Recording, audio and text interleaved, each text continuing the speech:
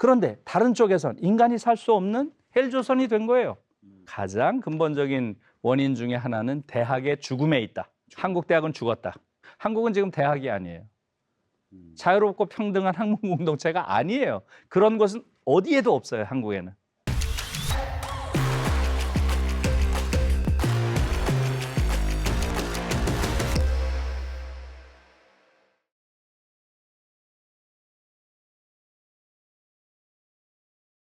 최근에 저희 세바시 강연으로 또 어떻게 보면 또 스승님으로 좀 좋은 인사이트와 생각을 좀 전해주신 분이십니다. 요즘에 뭐 많이 미디어에서 좀 뵐 수 있는 분이신데 김누리 중앙대학교 교수님을 모셨습니다. 예, 반갑습니다. 예. 오늘 우리는 대학 교육이라는 주제에 대해서 조금 더 다른 미디어에서는 볼 수 없는 새로운 이야기들을, 그리고 우리에게 필요한 이야기를 좀 들어보려고 하거든요. 그래서 뭐 각설하고 제가 여쭤보고 싶은 거는 교육을 바꿔야 된다, 뭐 대학 서열화를 없애야 된다 이렇게 하시지만 사실은 뭐 교육이 바뀌면 정말 세상이 바뀌나요? 교육으로 사람을 바꿀 수 있는 게 맞나요? 뭐 이런 거잖아요. 교육이 제도 안에 들어 있는 것이기 때문에 그 제도에 있는 어떤 질서를 유지하는 방향에서 뭐 기능하지 않느냐 뭐 이런 의견도 있어서 정말 큰 질문으로, 단 하나의 질문으로 교육이 과연 사람을 바꿀 수 있을지. 실제로 제가 교육을 통해서 가장 세상을 바꾼 모범적인 사례라고 하면 저는 독일을 보면서 굉장히 그런 걸 보면서 우리도 교육을 바꾸는 걸 통해서 한국 사회를 좀 근본적으로 바꿀 수 있는 가능성이 있지 않는가, 이런 걸 좀 느꼈고요. 그래서 그 사례를 조금 말씀드리려고 해요. 예. 지난번에 제가 다른 뭐 여러 자리에서 68 혁명에 대한 이야기를 많이 했는데요. 68 혁명이라고 하는 것의 핵심은 모든 형태의 억압으로부터의 해방. 이게 이제 68 혁명의 아주 대표적인 구호였잖아요. 모든 형태의 억압으로부터의 급진적 해방을 추구한 거예요. 그래서 거의 그 이전에 전통적인 거의 모든 가치를 전복시켰어요. 모든 형태의 억압이라 그러면 예. 뭐 사례를 들면 어떤 것들이? 모든 형태의 억압이라는 것은 사실은 나라마다 조금 다르겠죠. 미국의 경우는 제일 심각한 억압이 흑인에 대한 백인의 억압, 이게 컸던 거예요. 그래서 68에 미국에서는 말하자면 흑인 해방 운동 같은 게 굉장히 광범위하게 이루어지고, 그 다음에 이제 독일의 경우는 어떻게 되겠어요? 잘못된 과거의 잔재로부터의 해방이라는 것, 즉 과거 청산 운동이 독일에서는 굉장히 강하게 일어난 거예요. 그러니까 나라마다 그 나라가 가지고 있는 역사적 특수성에 맞춰서 이 말하자면 억압의 양상, 또 억압으로 그 해방되어야 할 억압의 초점들이 달랐던 거죠. 근데 아무튼 그런 게 이제 68 혁명이었잖아요. 그래서 거의 68 혁명이라고 하는 것은 기존의 전통적인 가치 거의 대부분을 뒤집는 거였어요. 그런데 아주 흥미로운 것이 딱 한 가지 우상을 독일에서는 오히려 뒤집지 않고 옹호하는 아주 예외적인 경우가 있었어요. 그게 바로 훔볼트예요. 알렉산더 훔볼트라고 하는, 훔볼트 대학을 세운, 근대 대학의 효시라고 하는 게 훔볼트 대학인데요. 훔볼트를 말하자면 대학 개혁의 상징으로 이렇게 부각시키는, 이건 아무도 예상을 못한 거예요. 사실은 대학생들이 새로운 대학, 근본적으로 새로운 인간, 이런 걸 이야기하면서 어떻게 훔볼트라고 하는 자칫 보면 아주 과거의 낡은 인물로 생각할 수 있는 그런 인물을, 그런 상징을 오히려 끄집어내서 훔볼트의 정신을 계승해야 된다, 이렇게 얘기하니까 당시 굉장히 놀란 거예요. 그런데 거기엔 이유가 있었던 거예요. 훔볼트라는 이 교육 사상가에게는 굉장한 진보성이 내장돼 있었던 거죠. 다시 말하면 훔볼트의 정신이 무엇인가를 봐야 그렇죠. 되겠군요. 그래서 이제 훔볼트의 정신을 봐야 되는 거예요. 그래서 훔볼트는 기본적으로 이제 근대 대학을 만들 때 이렇게 본 거죠. 대학이라고 하는 것은 교수와 학생으로 이루어진 자유롭고 평등한 학문 공동체, 이렇게 딱 정의를 해요. 대학을 그렇게 규정을 하면서 훔볼트가 뭐라고 얘기를 하냐면, 여기서부터가 이제 중요한 이야기예요. 여기서부터가 훔볼트가 당시에 대학을 뭐라고 이야기했냐면 대학이라고 하는 것은 인류가 이루어야 할 가장 이상적인 유토피아를 선취하는 소우주다. 이렇게 정의를 했어요. 당시에 프로이센 아니에요? 프로이센은 굉장히 궁극주의적이었고 억압적인 아주 권위주의적인 국가였는데 훔볼트의 생각은 우리의 주변 세계는 이런 엄청난 권위와 권력과 폭력 이런 것들이 주변의 세계를 지배하고 있지만 대학만큼은 이 대학이란 곳만큼은 가장 이상적인 유토피아를 선취한다. 미리 경험하는, 선취한다. 미리 경험하는 작은 우주여야 된다. 이런 얘기잖아요. 이 이념이 핵심이었어요. 대학의 이념에. 그렇기 때문에 당시에 프로이센에서도 대학에 대해서만은 절대 자유를 부여해 줬어요. 왜냐하면 얘들이 유토피아를 선취하는 것 자체가 인류에게 대단히 큰 의미가 있다고 생각을 한 거죠. 그러니까 여러분들 한번 상상을 해보세요.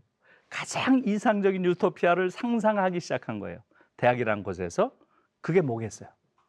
첫 번째, 모든 인간들이 민주적 권한을 다 가지고 있는, 아까 말씀드렸죠. 자유롭고 평등한 공동체. 그렇죠? 자유롭고 평등한 학문 공동체라고 그랬죠. 정말로 대학이라는 이 공간 속에 있는 모든 사람들은 전원이 다 자유롭고 평등하다. 대단한 이야기죠. 1800년대 초에 그런 걸 실험한 거예요.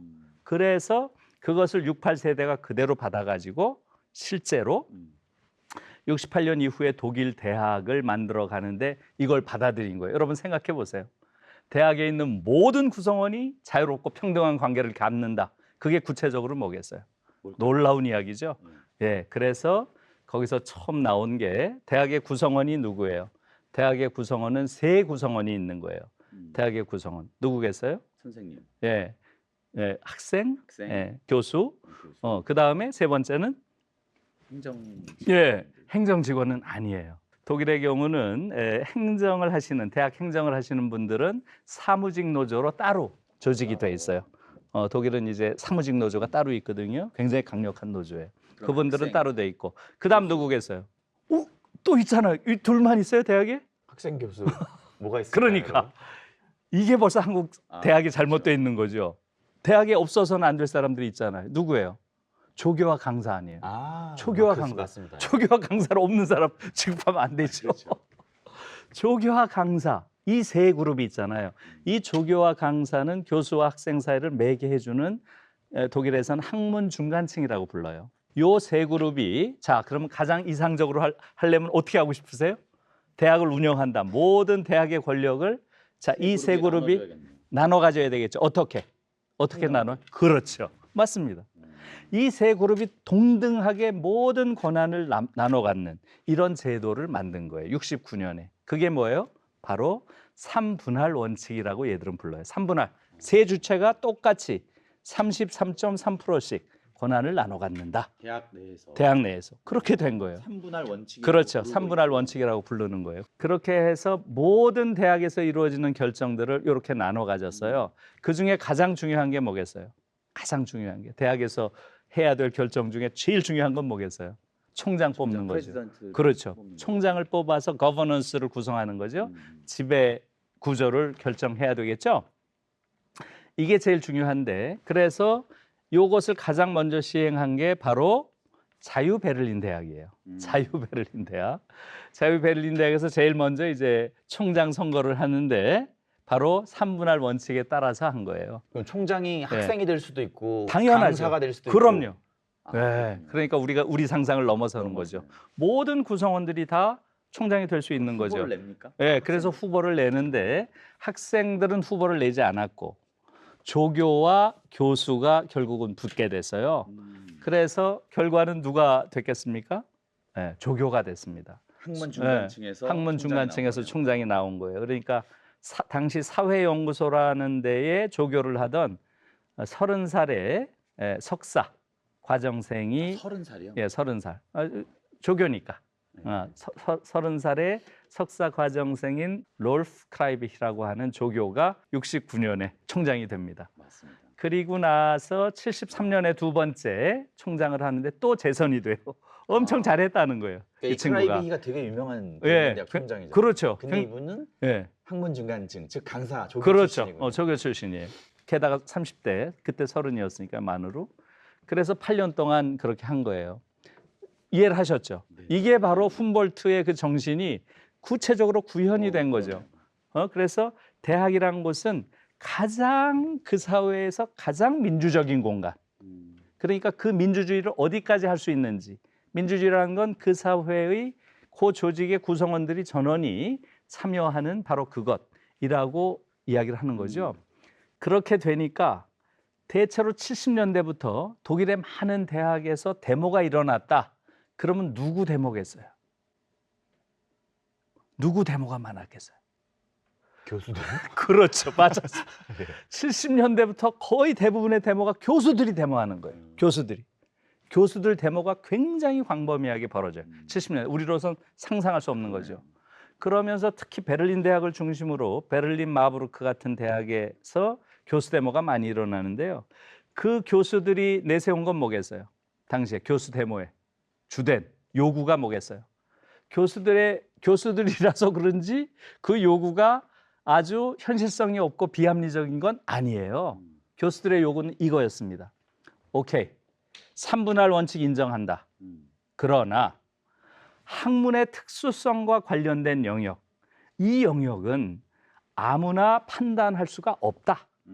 학문적 전문성이 요구되는 영역이 있잖아요.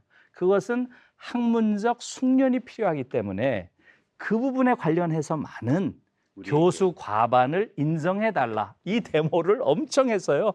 몇 년에 걸쳐서. 그 영역이 뭐겠어요? 전혀 상상할 수 없는 그렇죠. 데모의 주제네요. 그러니까 그런 게 뭐겠어요? 생각을 해보면 지금 교수가 주장하는 그런 소위 학문적 특수성에 관련된 전문성에 관련된 영역이 뭐겠어요? 첫 번째, 제일 중요한 게 교수 뽑는 거. 그죠. 교수 뽑을 때 인기 투표로 뽑을 수가 없잖아요. 사실은 그것은 그 학문 영역의 전문성이 있어야 올바른 판단을 하죠. 그 다음에 연구 주제 같은 걸 정하는 부분. 우리가 향후 어떤 연구를 중점을 둘 것인가. 이런 부분들은 다수결로 하기가 그렇잖아요.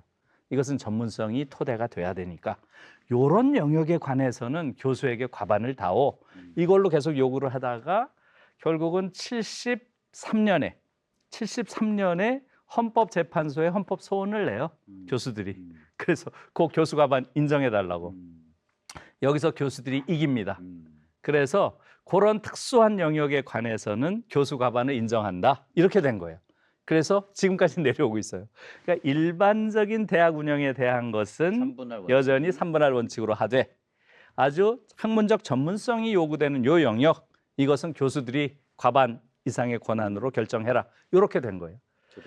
이것이 아까 굉장히 중요한 거예요. 훔볼트가 뭐라 그랬어요? 대학에서 가장 이상적인 어떤 유토피아를 미리 경험하고 그것이 사회로 쫙 뻗어나가야 된다. 이렇게 했죠? 네. 이것이 그대로 된 거예요. 독일은. 독일에서. 정말 놀라운 거죠. 지금 이런 형식의 민주주의 모델 뭐예요? 그 조직의 구성원들이 가장 민주적으로 대표를 뽑고 구성원들의 의사가 그대로 반영되는 이런 거죠. 바로 그것이 일반적인 경제 영역으로도 확장이 된 거예요. 왜냐하면 예. 그들이 네. 사회로 나왔을 텐데. 그렇죠. 그걸 경험한 사람들. 이들이 사회로 나가기도 했고 바로 그 모델이 그대로 노동자와 기업으로. 기업과의 관계에서 그대로 적용이 된 게 바로 독일의 유명한 노사 공동 결정대라는 거예요. 그래서 경영에 예. 노동자가 참여하는. 그렇죠. 그것도 50%. 정확하게 반반. 반반. 노동자와 사용자 그 두 그룹이 정확하게 반반. 두 그룹이니까 50대 50. 이렇게 된 거예요. 그래서 상상할 수 없는 얘기죠. 이건 전 세계 독일밖에 없어요. 그렇게 된 거예요. 그러니까 다시 말하면 대학이라는 곳에서 유토피아를 실험하고 말하자면 그것이 사회 전반으로 이렇게 빛처럼 이성의 빛이 번져나간다. 대학에 있는 이성의 빛이 사회로 번져나간다. 이랬던 거예요. 그래서 훔볼트의 생각은 실제로 독일은 그렇게 된 거죠. 그게 첫 번째고요. 두 번째는 뭐냐 하면 바로 권력 비판이에요. 두 번째는. 권력 비판. 대학은 권력 비판의 중심이 되어야 된다는 거예요. 대학이란 것은 기본적으로 진리를 탐구하는 것이에요. 진리를 탐구하는 것. 그리고 이 진리라고 하는 것은 곧 보편성이죠. university. 그래서 university란 말도 거기서 온 거죠. 보편성이란 말이. 권력이란 것은 뭐예요? 권력. 권력은 기본적으로 특수한 이해를 대변하는 것이에요. 항상 특수한 목적과 특수한 이해, 특수한 사실은 이권을 대변하고 있죠. 권력이라는 것은. 그러니까 학문과 권력이라고 하는 것은 본질적으로 대립적일 수밖에 없는 거예요. 왜냐하면 학문은 보편성을 추구하고 권력은 특수성을 추구하기 때문에. 그래서 권력에 대해서 학문은 항상 대립적인 그런 관계에 있고, 그래서 권력을 항상 비판할 수밖에 없는 그런 상황인 거예요. 그래서 교수란 이름도 여기서 나온 거예요. 프로페서라고 하잖아요. 이게 무슨 뜻이에요? 프로라는 건 앞이고 페스라는 건 말한다는 뜻이에요. 그러니까 앞에다 대고 말한다 이런 뜻이에요. 프로페스가 누구 앞에다 대고 말하는 거겠어요? 누구 권력. 앞에다? 그렇죠. 권력 앞에다 말하는 거예요. 이 얘기는 뭐예요? 권력 앞에다 말을 하면 권력이 그 말 듣습니까? 어때요? 야, 너 지금 무슨 소리를 하니? 너 제정신이야? 이렇게 되는 거예요. 똑같아요. 우리도 마찬가지죠. 양반들이 사관원 같은 데서 왕에게 그런 이런저런 비판을 하면 어떻게 돼요? 사약을 내리거나 둘 중에 하나죠. 네. 아니면 받아들이고. 아니죠. 유배본에서 떠나는. 유배본에서 고사리 뜯게 하는 거 아니에요. 그 두 가지 중에 하나죠. 그래서 프로페서라는 직업은 사실은 역사적으로 보면 가장 위험한 직업인 거예요. 가장 위험한 직업. 이것은 목을 내놓고 해야 될 수밖에 없는, 자기가 학자로서의 양심을 지키려면 권력과 필연적으로 뭐하는, 갈등하는 그런 것이기 때문에 거기서 그게 나온 거예요. 소위 테뉴어라고 하는 그런 정년 보장이라는 게 처음 나온 이유가 여기 있는 거예요. 교수들이 소위 보편성을 이유로 권력의 특수성에 대해서 발언하는 것, 이것은 사회적으로 공익에 도움이 된다는 거예요. 그러니까 이것은 우리가 보호해야 한다. 이것을 사회적으로 합의한 거죠. 그래서 교수란 직업에 대해서만 그 신분을 보장하는 소위 정년제라는 게 있는 거죠. 못 자른다, 교수는. 권력이 마음대로 자르면 안 된다, 이렇게 된 거죠. 권력 비판을 위해서 테녀라는 제도가 그렇죠. 나오거든요. 테뉴어가 생긴 것은 바로 권력 비판을 하라고 생긴 거죠. 그런데 오늘날 교수는 어떻습니까? 안 하죠. 그래서 아주 아이러니해요, 사실은. 맞습니다. 오히려 교수라고 하는 이 테뉴어가 교수들을 오히려 소시민적 사회인으로 왜소화시켰어요. 그러니까 사실은 교수 직업에 대해서 많은 사람들이 뭐라고 비판을 해요? 철밥통이다라고 이야기하잖아요. 그 말에 대해서 그렇지 않다라고 이야기하기가 그렇게 쉬운 게 아니에요. 그러니까 아무튼 원래 교수에게 테뉴어를 준 것은 권력에 대해서 올바른 비판을 하라고 준 거죠. 그런 데 대한 인식이 지금 떨어져 있어요. 오히려 역으로 기능하는 거죠. 테뉴어 자체가 교수들을 보수화하는 기능을 하는 거예요. 이건 완전히 기능이 역전된 거예요. 전도된 기능. 예. 이게 이제 두 번째. 그래서 대학의 두 번째 기능. 첫 번째 기능은 대학은 가장 중요한 그런 민주주의가 구현되는 공간이어야 된다. 두 번째는 대학은 기본적으로 권력 비판의 중심이다. 지금 두 가지 말씀드렸죠. 그 다음에 세 번째는 대학이야말로 뭐의 중심이 돼야 되겠어요? 당연히 사회적 정의가 구현되는 바로 그 공간이어야 된다는 거예요. 대학에서 가장 먼저 사회적 정의가 구현돼서 그런 모델이 그대로 사회적으로 확산돼야 된다. 이런 게 이제 말하자면 훔볼트의 구상이었고. 대학 내에서의 네. 사회적 정의라는 건 뭔가요? 뭐겠어요? 그러니까 대학 안에서 대학에서 공부하는 모든 아이들이 있죠. 이 모든 아이들은 모두가 자유롭고 평등한 그러한 관계 속에 있어야 된다는 거죠. 그러니까 바로 이 훔볼트의 이념을 끌어들여서 당시에 빌리 브란트가 대학 개혁에 중요한 것으로 한 게 바로 생활비를 주기 시작한 거죠. 아버지가 부자인 아이들은 공부만 하는데 집안이 어려운 아이들은 일하면서 공부해야 되잖아요. 생활비가 필요하니까. 아르바이트 해야 그렇죠. 아르바이트를 해야, 맞아요. 아르바이트를 해야 되는 거죠. 바로 그런 상황 때문에 빌리 브란트가 이거는 사회적 정의에 맞지 않는다. 대학은 사회적 정의가 구현돼야 되는 곳인데 오히려 대학에서 이렇게 완전히 사회적 차별이 이루어지는 이런 상황은 있을 수 없다. 그렇게 해서 생활비를 주기 시작한 거예요. 그러면서 사회적 차별이 없어졌죠. 그러니까 우리로서는 좀 상상할 수 없는 거죠. 더 상상할 수 없는 건 그거예요. 새로운 정부에서 마팩이라고 하는 이름의 생활비를 주겠다고 하니까 학생들이 거부합니다. 이게 더 웃기잖아요. 왜 거부? 생활비 주겠다고 하는데 야 우리는 너희들이 주겠다는 이런 방식으로 못 받아. 그러면서 학생들이 주장한 건 뭐냐 하면 우리는 당신들의 시혜의 대상이 아닙니다. 장학금으로 그걸 주려고 하지 마십시오. 우리는 당당하게 우리가 한 노동의 대가로 그걸 받겠다. 이렇게 학생들이 주장을 해요. 우리 노동 공부다. 그렇죠. 그러니까 학생들의 주장은 이거예요. 학생들은 우리가 연구를 하는 것, 대학에서. 이 연구 행위는 기본적으로 나 자신을 위해서 하는 게 아니다. 우리의 연구는 그 본질상 사회적 노동이다. 사회적 노동. 그렇기 때문에 우리의 사회적 노동에 대해서 국가가 보수를 지급하는 건 너무나 당연한 일이다.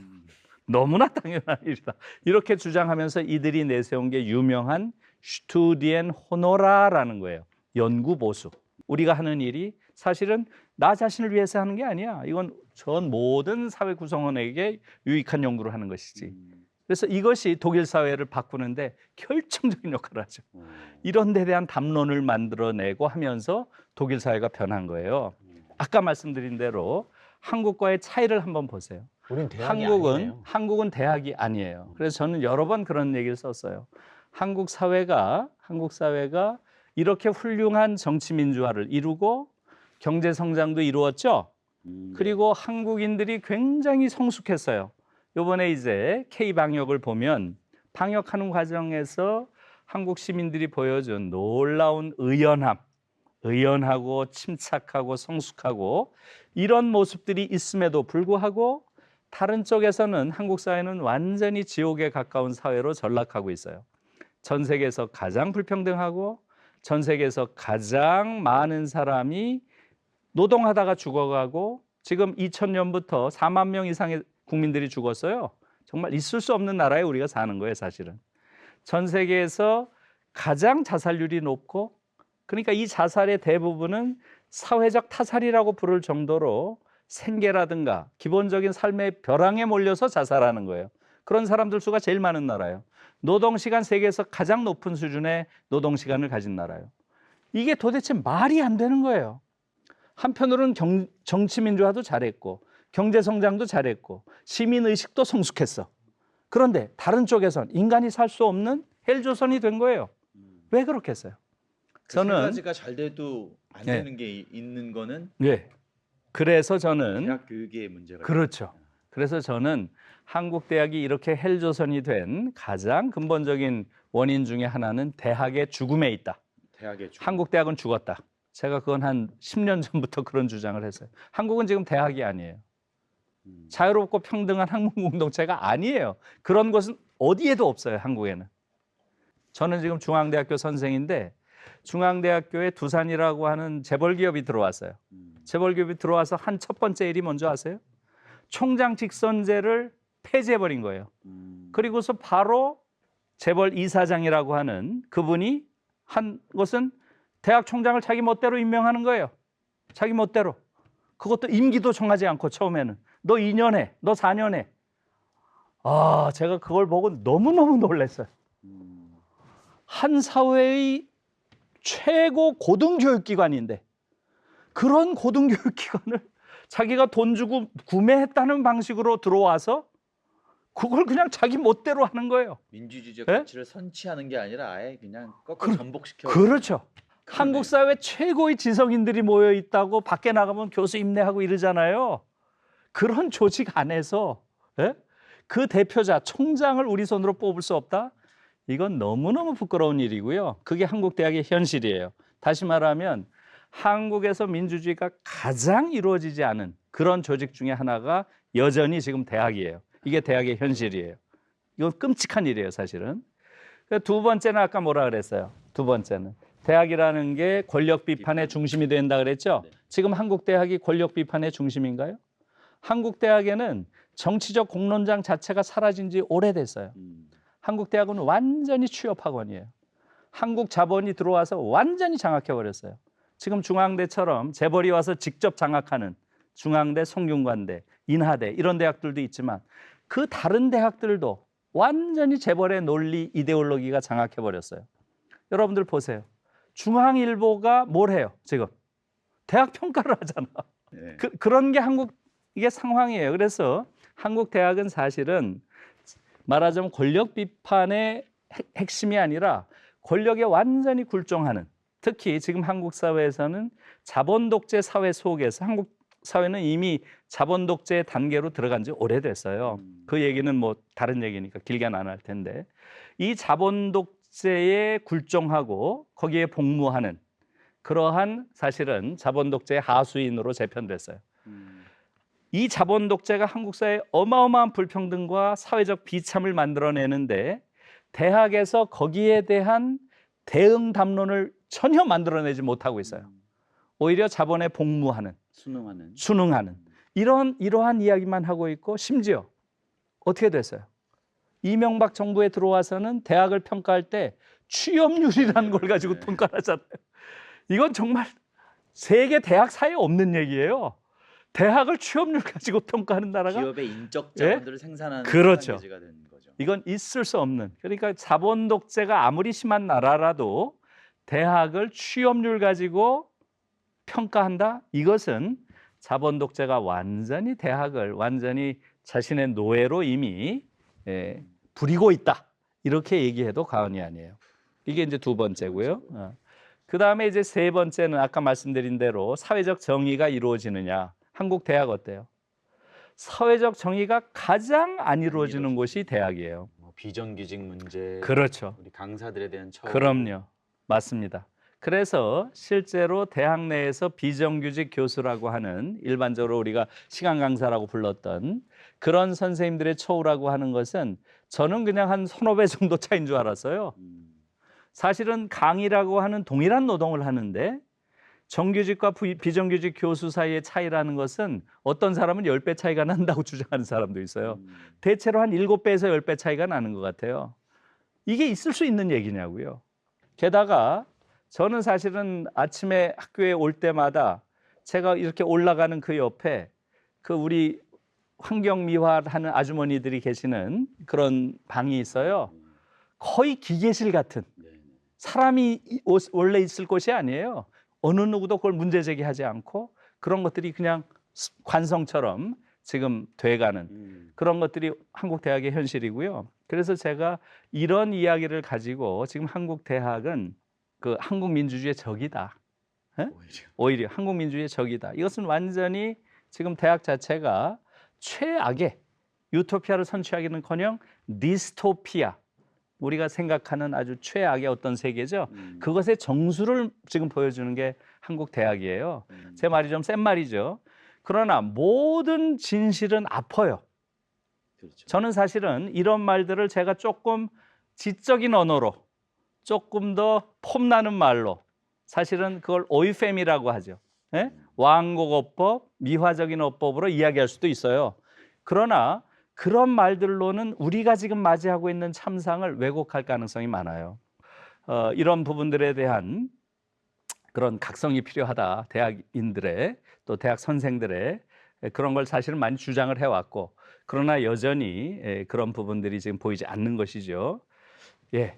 또 많이 흥분하셨어요. 그렇습니까? 말씀하시다 보니까. 예. 그러면 네. 우리의 그 변화가 네. 예전 70년, 60년대 말부터 시작된 독일의 네. 변화 모델을 예. 우리가 사용한다면 예. 대학의 변화, 예. 대학의 혁신, 뭐 혁명 네. 이런 것들은 오히려 전 사회의 혁명 이거보다는 어쩌면 범위도 좁을 테고 해서 예. 대학이 먼저 바뀌면 되지 않을까요? 그러니까 이제 그런 것들이 정말 쉽지 않은 거죠. 왜 쉽지 않느냐 하면요. 과거의 그 군사 독재에 대해서는 사실은 저항하기가 어렵지 않은 거예요. 군사 독재에 저항하려면 한 가지 결단만 하면 돼요. 그것은 뭐예요? 바로 도덕적 결단이에요. 분명한 악이니까. 분명한 악이니까. 근데 이 자본 독재 그렇죠. 상황에서는 자본 독재는 교활하다는 게 그렇죠. 자본 독재는 담론 투쟁을 해야 되는 거예요. 자본은 물리적 폭력으로 지배하지 않거든요. 예? 담론으로 지배하거든요. 담론 투쟁한다는 게 어떤 건지 조금 그러니까 자본의 이데올로기가 지금 한국 사회는 완전히 지배하고 있는 거죠. 다시 말하면 자본의 담론적 지배가 가장 완벽하게 이루어진 나라예요. 이건 이제 설명이 좀 필요해요. 왜 그런지를 설명하려면 한국에서는 자본에 반하는 자본의 작동에 반하는 일체의 담론이 사실상 억압되거나 부재합니다. 예를 하나 들어볼게요. 독일 학생들 경우는 80% 이상이 소비할 때 죄책감을 느낍니다. 소비할 때 죄책감을 느껴요. 돈을 쓸 때. 돈을 쓸 때, 물건 살 때, 네. 물건 살 때 죄책감을 느껴요. 독일 학생들은 성과 관련해서 죄책감을 느끼는 아이는 거의 없어요. 거의 제로라고 봐도 돼요. 성은 죄책감을 느낄 윤리적 사안이 아니라고 가르치니까. 네? 그렇게 우리는 가르쳐요. 그걸 감추려고 우리는 우리 고등학생들의 경우는 거의 대부분이 성과 관련해서 죄책감을 가지고 있어요. 그러나 소비할 때 죄책감을 가진 아이는 전혀 없다고 봐도 과언이 아니에요. 오히려 자부심을 느껴요. 소비를 해야 나라가 돌아가고 경제가 활성화되고 부유한 나라가 되고 이런 논리가 너무나 자연스럽게 관철되는 거예요. 왜 그렇겠어요? 자본 독재가 있으니까 그런 거예요. 자본이 부추기고 있는 거예요. 당연하죠. 자본이 부추긴다기보다는 한국 사회 전체가 그렇게 돌아가는 거예요.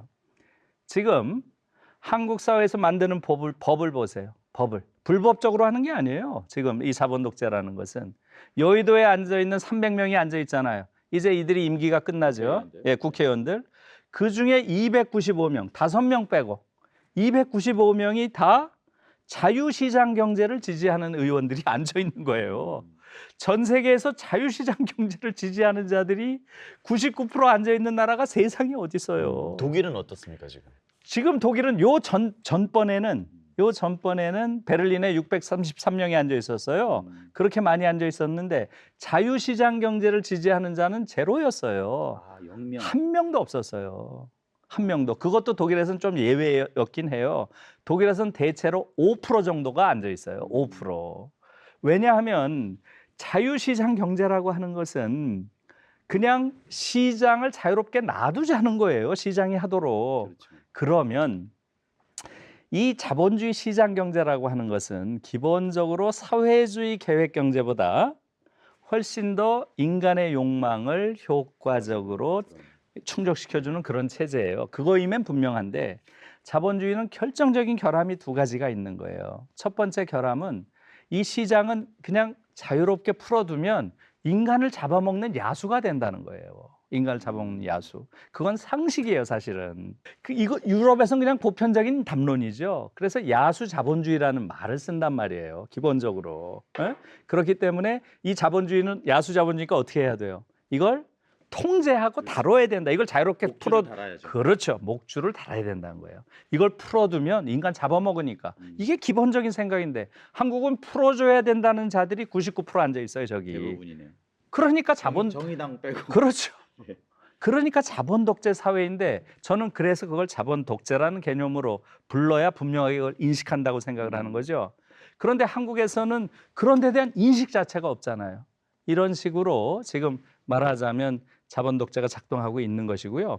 여기서 살고 있는 이 자본의 입장에서 볼 때는 여기서 살고 있는 우리 한국의 국민들, 시민들 전체를 자본이 다루어야 될 하나의 인적 자원이라고 생각하는 거예요. 그래서 교육에서부터 새로운 교육이 시작돼야 돼요. 그렇게 돼야 되는데 그러니까 교육은 어떻게 돼 있어요? 한국 교육은. 한국에서는 이제 새롭게 교육이 시작되려면 교사들이 각성을 해야 될 거 아니에요. 교사들이 어떻게 각성을 해요? 교사들이 정치적인 견해를 갖는 것을 또는 그것을 정치적인 활동을 하는 것을 법으로 금지해 놨잖아요. 이것도 자본 독재의 저는 하나의 양상이라고 봐요. 그래서 요즘에 저는 이제 선생님들 대상으로 많은 그 강연을 하는데요. 그 얘기를 반드시 해요. 요번 문재인 정부 2년, 그다음에 민주당이 180석을 얻었다. 이런 상황 속에서 선생님들이 정치적인 성숙한 시민으로서 너무나 당연한 자기의 권리를 되찾지 못하면 한국 사회 미래가 없다. 선생님들이 반드시 나서서 정치적 시민으로서의 기본권 이걸 반드시 되찾으셔야 된다. 이렇게 말씀들을 드리고 있어요. 그 중요한 부분을 또 예. 지적을 하셨네요. 근데 이제 얘기를 듣고 나면 너무나 이게 복잡하게 얽힌 것들, 그 문제를 일으키는 사슬들이 복잡하게 얽혀 있어서 예. 이렇게 듣고 나면 피곤해. 아, 우리는 지금 네. 아니구나. 네. 아닌 곳에 살고 있구나. 예. 그러면 항상 드는 생각 어떻게 풀어야 될까 이런 건데. 그렇죠. 그러기 위해서는 이거 어려운 게 아니에요. 지금 전혀 뭐 어려운 것도 아니고 사실은 뭐 교육 개혁이라는 게 힘든 것도 아니에요. 할 수 있어요. 그런데 왜 안 이루어지죠? 한 번도 교육 개혁을 시도하지 않았어요. 지금의 한국 교육은 아이들을 너무 고통스럽게 해요. 행복한 아이를 찾아볼 수가 없어요. 그야말로 자살 자해 사회가 된 거예요. 어린 아이들은 그렇게 빈번하게 자살하고 자해하고 이것들을 지금 몇십 년째 하고 있는데 어른들은 구경만 하고 있어요. 있을 수 없는 얘기예요, 이것은. 그다음에 두 번째는 이것이 이제 그 이후에 뭐 여러 가지도 있지만 우리의 삶 자체를 너무 황폐화시켜 놨어요. 학벌 계급 사회. 지금 학벌 계급이라는 게 한국처럼 이렇게 끔찍한 나라는 어느 나라에도 없어요. 일본은 동경대학 나와봐야 사실은 뭐 동경대학 나오면 그래도 뭐 괜찮지. 어느 정도 그래도 유리하지. 어느 정도 유리한 거지. 일본에서 행세를 하려면 귀족 자제여야 돼요. 그게 더 중요해요. 일본은 여전히 신분적인 규정이 더 중요한 거지 학벌이 중요한 게 아니에요. 근데 지금 한국은 신분 사회가 완전히 와해됐어요. 벌써 100년이 됐어요. 그러다 보니까 학벌이 유일한 새로운 신분적 지표가 된 거예요. 그러니까 이렇게 살인적인 경쟁을 하는 거죠. 그래서 이런 학벌 사회를 없애야 되겠죠. 이런 것들이 이제 지금 한국 사회가 가야 될 길인 것이고요. 그래서 그러면 어떻게 갈 것인가? 어떻게 갈 것인가에 대해서 dignity란 말이 있잖아요. 존엄성이라고 하는 것. 여기에다가 클래시를 붙였어요. 디그노크라시. 존엄주의 혹은 존엄성의 지배. 그런 개념으로 옮길 수 있는데 그래서 제가 며칠 전에 그분을 만날 기회가 있어가지고 물었어요. 이거 만든 거죠? 그랬더니 자기가 만들었다 그러더라고요. 이건 안 나와요. 그런 저 사전에도. 그래서 이분은 그래서 어떻게 만들었습니까? 했더니 제 생각이랑 거의 같더라고요.